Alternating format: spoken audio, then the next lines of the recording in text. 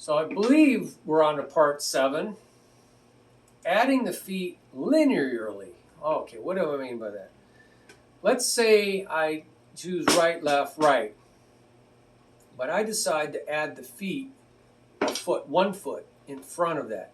1, E, and Now I'm going to choose a 4-note pattern, put the rest, 1, E, and 2, E, and I'm going to put the rest in the beginning, so it's an uneven counting, right? 1, E, and 3, E, and it's uneven because there's a rest somewhere.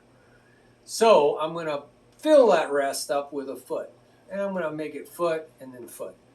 1, E, and 2, E, and 4, E, and so now the feet and the hands are in a line. They're one after another. Foot, right, left, foot, foot, foot, right, left, right, foot, right, left, right. Now these patterns are real coordinating, and you want to play them evenly. So choose a counting, 1, 2, 3, 4 in this case, or 1 and 2 and 1 E and. Try to find a pattern that's nice and even, so that together it's even. You don't have to play it evenly. You could go 1 E E and So there's spaces after the combination of them both. 1 E E and 2 E E and So I put 2 spaces after that. 1 E E and 2 E and 2 E and 1 E E and 2 E and 1 E and 2 E and. So you don't have to play it. So you think of all kinds of ways to do this. Even 1 E and 2 E and 1 E and 2 E and so there's going to be space or no space, right? Rests or no rests. So what do you use these linear patterns, because they're one after another? You can use them in drum beats. You can be playing a 1 E and this is regular nonlinear pattern.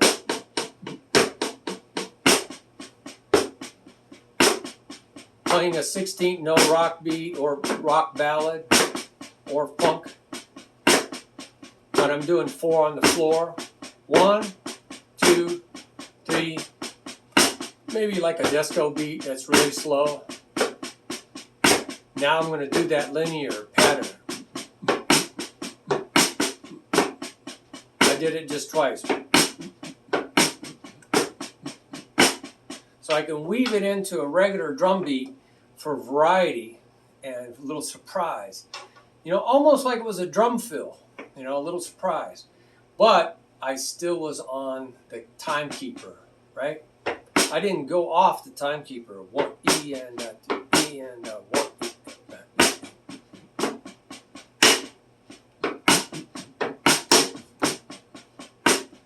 So I didn't lose time. I broke up the time. A broken time, but it was because it was no longer even time, steady time.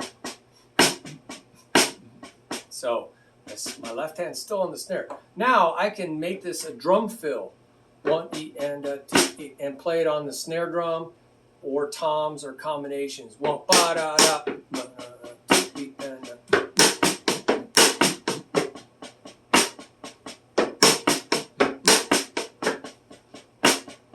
So you see how I got the bass drum and the toms and the snare, and I made it a fill. And these things sound really good when they're played fast as well. It's the Steve Gadd triplets are really awesome. 1 2 3 1 2 3 1 2 3 1 2 3 1. 1 E and a E and a E and a. You know that's not Steve Gadd triplet, but 1 2 3 1. But that's under binary because you only have 2 strokes.